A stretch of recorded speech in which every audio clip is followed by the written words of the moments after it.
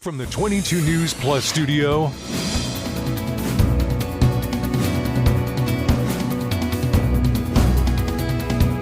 this is 22 News in Focus with Patrick Berry.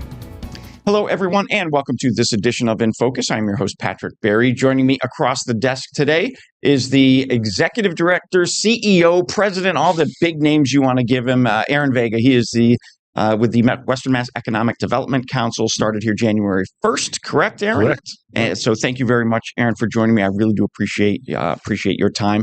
This is a new role for you. Yeah. So before we get into your role as CEO of the WesternMass EDC, let's talk about you personally, like some of the career things you've done in your life and, leading up to this particular spot. So Tell me a little bit about you. Yeah, no, I appreciate that, Patrick. And, and thanks for having me. I'm really excited about this opportunity. I look forward to talking about it. My path has been an interesting one. I got to start out being a documentary film editor for 15 years after college. Wow. Worked for Ken Burns, lived in New York City. And then when I moved back to Holyoke, kind of got involved. My dad was always politically involved in Holyoke, and people who knew him know the path that he forged for himself. But when I came back to Holyoke, I just sort of was just wondering what's happening? Why aren't things moving in Western Mass? Why aren't things moving in Holyoke? And I, decided to run for city council, and I won. I was like, oh no, what does the city council actually do now? So, as many people do, right? They run for office because they want to see change, but then they got to learn the system. Right. And then I was, city council for a few years, a couple of terms there, and then, things happened. Shakeups happened. Disruption, I guess, is the new thing they term it, right? And so Alex Morse became mayor. And that really shook things up in Holyoke. Yeah. He was the youngest mayor in Massachusetts. Right. Definitely talking about different ideas, talking about technology. This is about the time when the computing center started to look at Holyoke and become a thing. And so just, he ran a much different campaign. And then I ran for state representative. And then won that. So, boy, I better buy a suit now, better buy some more ties. And had an amazing experience being state rep for the city of Holyoke.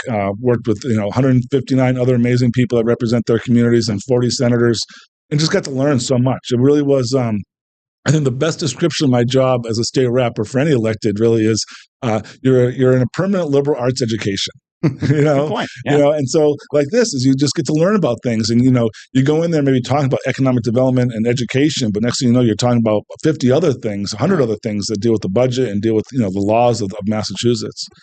So and then I came back after that, and then got to work for the city of Holyoke under Mayor Morse. But then under a very interesting year where we had 4 mayors in 1 year, when Mayor Morse left, and then Todd McGee was mayor, and then Josh Garcia won a special election, and Terry Murphy was mayor for a little bit in there. So that was an interesting time of transition for Holyoke.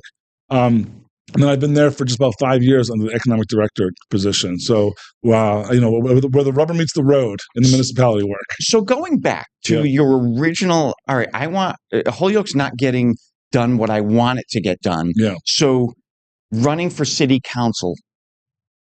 So that experience and then moving to state rep, did you really then understand why things weren't moving as fast as you had expected when you first ran for council?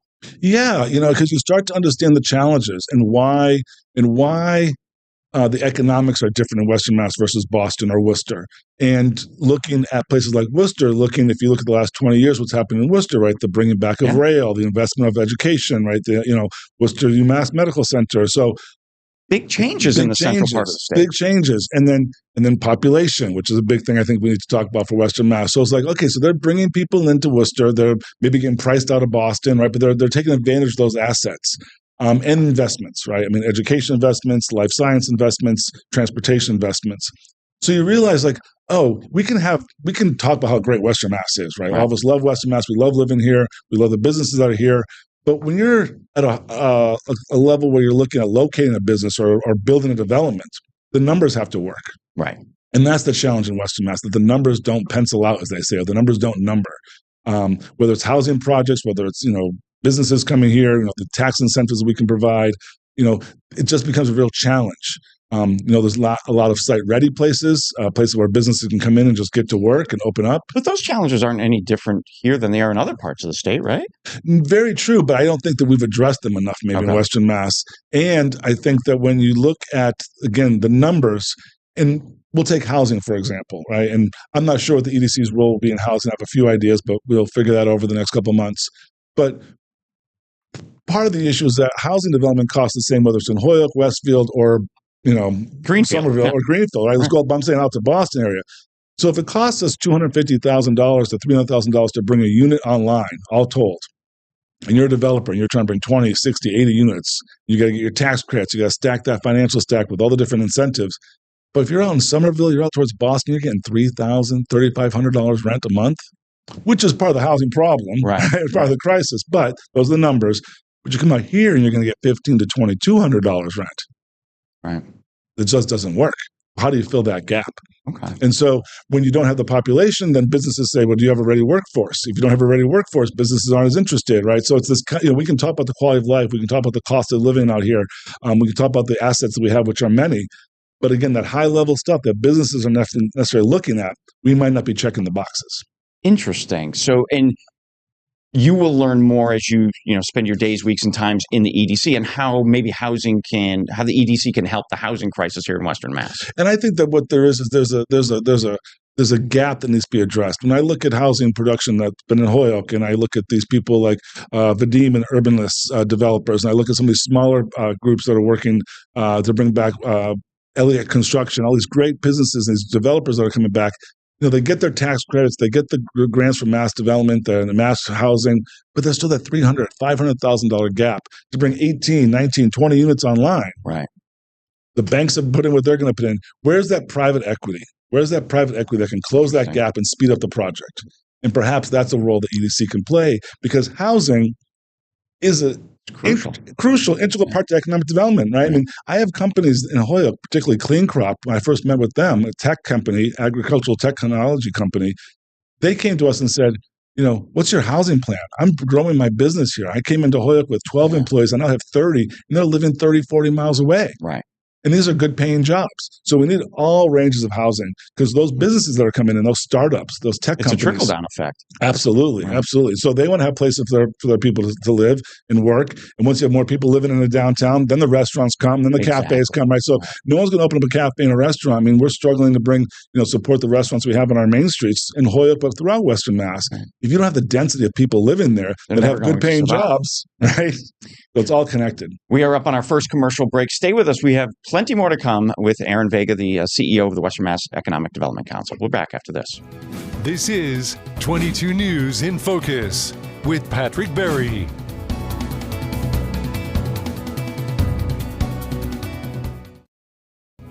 This is 22 News in Focus with Patrick Berry. Welcome back, everyone, to this edition of In Focus. I'm your host, Patrick Berry. We are in the 22 News Plus studios. Aaron Vega, the CEO of the Western Mass Economic Development Council, is with me. Aaron, thank you again for joining me. I appreciate it. We did an overview, during the first portion of this conversation. As in your new role, what do you have for ideas? We talked a little bit about housing and how that's a crucial element. But what are some of the other ideas you want to bring forward to the EDC and your board members? Absolutely. So a couple of things. This first 3 months in the job is a listening tour. So listening to the members, listening to our partners, but also listening to municipalities, listening to people who aren't our members or partners quite yet, right? Who are those developers? Who are those businesses? What are those companies? And what do we actually need? What is the EDC's role? I think that's something that's critical. I mean, I think we have a very strong foundation. We've got great memberships, a very strong board. But what are the technical assistances that we can bring to our municipalities and to our developers? And of course, I've got lots of ideas, but building that coalition is important. But I think we need to lean into a couple of things. Some of the work that's already been done, particularly leaning into food science. And when we talk about food science, we talk about UMass, but I like to talk about food economy. And I think one of the big things that the EDC needs to do is really bring Western Mass together. I want to see the three counties working as a hub. Right. We need a strong Springfield, but we need a strong Franklin County. Absolutely. We need a great Hampshire County, right? And we have so many opportunities in Hamden County for development. So something like food science, when I think about food science and food economy, I think about the fact that, we have so many great local restaurants that want to have local food. and local produce. We're known for a very, crop-friendly environment in Western Mass. And all of Franklin County, all around UMass as well. And the fact that we don't have indoor year-long growing food is crazy to me. I've talked to many companies over the years, some of them doing it in Maine, some of them doing other states. There are other companies who do it in cold weather climes. Absolutely, absolutely. And so imagine if we could work with our farmers in Franklin County, work with our food science in UMass, and say, we're going to create a development where we're going to be able to provide, lettuce and greens. Let's start simple stuff for the entire county. Right, we address the food insecurity issues. We start bringing fresh greens and vegetables to our local restaurants, or institutions, and that becomes a business model that then can expand, right, and adding more vegetables and different items as you grow. But that idea of, again, bring us all together. Well, just sticking on that one topic, as I never even thought of that. I think that's a great idea. But think about the jobs that develops. You've got absolutely the builders who need to construct these enormous greenhouses, right. The farmers, the employees that work the crops all winter long, year round, right. The delivery mechanisms that, the vans and trucks that have to get out there, and then the restaurants, the schools, hospitals right. that will benefit from having fresh, locally grown food. And assumably at a better cost, right? And let's talk about that environmental impact. I mean, there's nothing more, there's a lot of things detrimental to the environment, but one of them is, the fact that we're shipping up fruits and vegetables from Florida and California and, or Central America, South America. So all that truck, all that diesel, all that stuff that's happening, and just not a realistic view of what food is about. Right. Right. And, those strawberries that we see in the grocery store, they were picked green and they were gassed up and now they look big and red. Right. Exactly. Right. So I think, again, coming to those fresher fruits and vegetables, more organic, but also local. I think that, again, if it's at a cost-effective price point, that restaurants and institutions can then have, again, something simple like lettuce and greens every 30 days, fresh lettuce, fresh greens coming to us, grown locally, I think could be a huge asset. So in your first couple of months, you talked about, really going on a listening tour. Who are you meeting with? Are you meeting with the city councils, town managers, mayors, business leaders? Who do you hope to talk with? All the above. My schedule is going to be busy. So I think it starts, I'm going to be hosting monthly roundtables. So the first one, obviously, with my good friends from the legislature. And so, convening the WesternMass delegation as they get started on their second year of the term, making sure the EDC is at the forefront with them. But yes, it's mayors. It's my counterparts, economic directors. Yeah. What do they need? We're leading initiatives around quantum. We're leading initiatives around economic development. What information do the municipalities need to be part of this conversation? We talk about. So how can the EDC be that conduit? Absolutely. How can the EDC be? How can we convene and connect? Okay. Right. So we convene people together on an issue, on a topic, and then we make those connections. And then what's our role in them? Sometimes we're going to be in the backseat. I'm happy to take a secondary role. Right. Make the people. Workforce development. I don't need to take a lead on that. And Candelaris with Springfield Works, all the mass hires. People are doing great work. Maybe they need to be a little bit convened. Right. Maybe we need to share some better practices, right? So we can play that everybody role. on the same page at the same table. Absolutely. Whatever. What's all the different entrepreneurship avenues we have now to make sure that that there's training for people who want to open their own businesses, right? So making sure all those things are in step, and making sure we have a good relationship with our chambers, right? We're not in competition with our chambers. We want to support our chambers. I'm not going to be focusing in on the smaller businesses, the micro businesses on Main Street that the chambers are. We're at the higher level, the bigger businesses, the companies that are going to come in and bring in new jobs, or talking to these companies now that exist here in Western Mass and say, what would you need to grow your business by 10% over the next 5 years? And is there something we can do there? Is there expertise that we can bring to the table? But you're not saying you won't be dealing with those smaller businesses. Absolutely. They can still come to you for help. Absolutely. Okay. Whatever the role, and again, we might be convening them, but again, we're not going to be able to really help that person who wants to open up a restaurant. Right. I mean, that's or just the barbershop. The barbershop, right? Those are critical. Those are critical that when I want to bring in bigger businesses and say, look at beautiful downtown Greenfield, look at beautiful downtown Amherst, all the assets that your company can have and that your employees can come and check out the movie theaters and check out these restaurants and, that activity, that quality of life. Businesses want quality of life for their employees. Right. So we need to make sure we have that ready for them. It's interesting. If you think back from the Vermont border to the Connecticut border, we were industrial mill towns. Right. You live in Holyoke. You know it. All these towns were mill towns. Yep. The mills are long gone. They're now mostly apartments or vacant.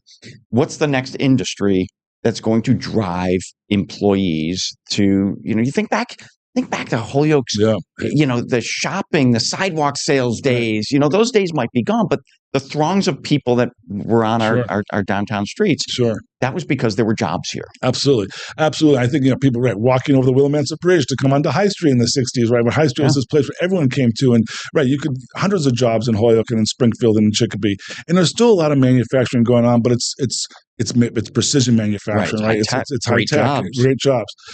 A couple of things where I think we need to lean into is working with our good friends at UMass. And Chancellor Reyes has been a champion of this. He's on my board, so I have a good connection with him.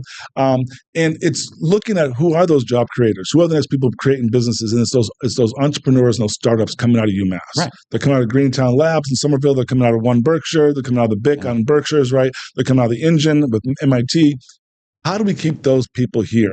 And I know that's a big thing for the Healy administration, because 25 to 45-year-olds are leaving the state because they can't find jobs because the cost of living is high. Well, if the job creators are going through our programs, often in our state schools or supported through other funds in these these entrepreneurship workshops like Greentown Labs and the BIC, we need to make sure that they're staying here. We've invested in them. We want them to invest in us. I want to be in front of. I told Councilor Reyes, I said, I'm going to be in front of your class every semester, working with them and say, where are you located in Western Mass? Absolutely. You should not be thinking about leaving the state. Right. And so if I can keep those job creators, even if they're small companies, startups, technology is going to be the lean. I mean, there's no question we're going towards a technology world, whether it's quantum and AI, saving the grid, saving electrical, food production, everything's going to have that technology aspect. Right. So if we're keeping the job creators here, even if they're 15, 20, 30 people jobs over time, right? But yeah, all those 10 companies, exactly. got 300 people. 300 people, exactly. So it exponentially grows. And so I think we need to make sure that those companies are staying here. And then that informs our community colleges and our universities. What are we making sure that people are trained to do? Right. And, we can't ignore the trades. I mean, the trades are huge to this, that when companies start to look at expanding here, building here, you talk about construction jobs, those are important. If, places like Bay State start to involve more quantum, we need to make sure we have the engineers, the HVAC people, the plumbers, the electricians. Trades things are so a robot important. Or AI aren't going to do. They need to be built. The AI machine has to get built first. And so again, I think as companies look, they say, oh, look, you've got a whole collaboration of engineers ready to work. You've got a whole slew of HVAC engineers. And it's like people want to know that if they're going to come to Hoyok, or come to Western Mass, that they can get the needs served, right? Whether it's hiring subcontractors and hiring workers. Fantastic. We are up on our second commercial break. We've got more to talk about, so stay with us. We're back in a moment. This is 22 News in Focus with Patrick Berry.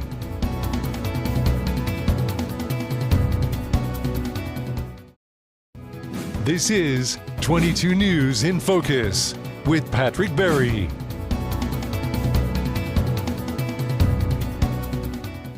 Welcome back, everyone. I am your host, Patrick Berry.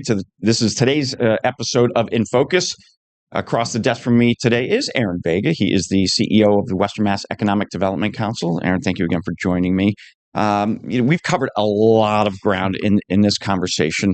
If you can boil it down to, I want to talk about two real things, challenges and opportunities for Western Mass. We've talked a lot about the opportunities.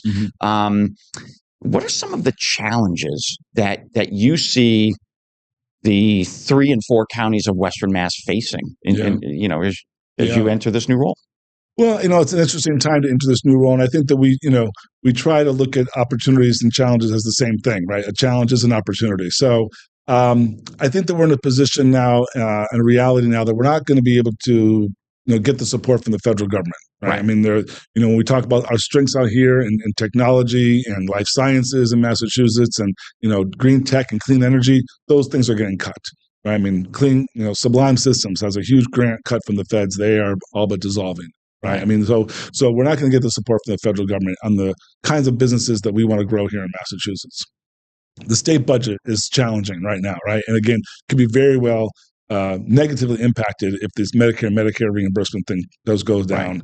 So if the feds don't fix that, the state budget is going to be a trick. So the biggest challenge is who's our supporters. And I think that when we look at Western Mass, I think we have to look internally and say, we can do this together. When I did my interview, I talked a lot about the Apollo 11 film that I worked on. This was before Apollo 13. Everyone knows Apollo 13, but Apollo 11 was the first trip around the moon around Christmas Eve, 1969. And what I drew from work on that documentary was, there was this great guy who was running the program, James Webb, They have he's got his telescope, he's got his satellite out there traveling the universe. And when they faced a challenge, they brought in the right people. I don't have all the answers. I even have great ideas that I don't have the answers to implement them, right? So we need to think about how do we build this team? And I like to think of it as a Western Mass hub. So that when we look at the housing challenges, the business challenges, the site readiness challenges, who in our world can help us fix these challenges? So I think building a coalition is important, and that some of these challenges are going to have to come as we look internally. What are the businesses willing to spend money on to strengthen their own business and strengthen their community, right? I mean, we can't go to businesses all the time and be asking for donations and sponsorships if we're not giving them a return on investment. What are they investing in? How's that going to benefit them? This is just the reality. And I think because of your past, city councilor, state rep, so forth, you have those connections. You know the people, whether it's in Boston or here in the Pioneer Valley, to bring together to help grow the Western Mass economy. Yeah. There's one big thing. I want to get your thoughts on the rail, the proposed rail connecting the eastern end of the state to the western end of the state, the West-East Rail project. Do you think that's a help or hindrance to Western Mass economy? I think overall, it's definitely going to be a positive. And I think that when you think about tourism, when you think about job development, you've seen the positive impact, to Worcester when they brought rail back and that connection to Boston. I think we need to be mindful of how it'll impact the smaller towns. And, there'll be some diversion of the current rail system. So how do we make sure that there's local transportation that expands upon that rail if it comes, when it comes? The one thing that I say about rail is that we also need to think about, again, if we are graduating these people from UMass and our great 5 colleges and our community colleges, and there's always been this talk about, then people can get on a train and go work in Worcester, right? And go work in Boston. That's great. But if we're building the businesses here and building the companies here coming out of UMass and the 5 colleges, people from Worcester can come here and work. Exactly. And I think that's where we come back to saying it's the other commute. Right. So that, that reverse commute, I can tell you, is a lot easier, right? Right. So I think that we need to look at that. I think we look at environmentally, rail is better. But we need to make sure that it's also something, again, that ties into tourism. I know we worked a lot on the north-south rail when I was the state rep, and that never came to fruition, unfortunately. We had secured funds in that. But again, look at what Metro North has done for Connecticut. Absolutely. Right? That I can hop on a train. I should be able to hop on a train and go to Greenfield for the afternoon or for a job or for a concert, come back. Right. I should be able to go to Northampton on a rail. That Metro North has been a huge driver of economic development for Connecticut. We need to mirror that. You and I have both lived in the New York City area. It's a train center. People don't think twice about jumping on the PATH train, the Long Island Railroad, Metro North, the subway, whatever it might be, 100%. To get from A to B. 100%. And we are a car community out here in Western Mass. Obviously, that we can't. This isn't downtown Boston, but if we can drive our car or the train, much better. Absolutely. Aaron Vega, I can't thank you enough for joining me today. This has been a wonderful conversation. Best of luck to you in your new role. Hopefully we can have you back here in the studio. I'd love to come back and give updates. And, I know a lot of people in the area, but I got a lot of people to meet too. So I'm looking forward to that. Excellent. Best of success. Thank you. This is 22 News in Focus with Patrick Berry.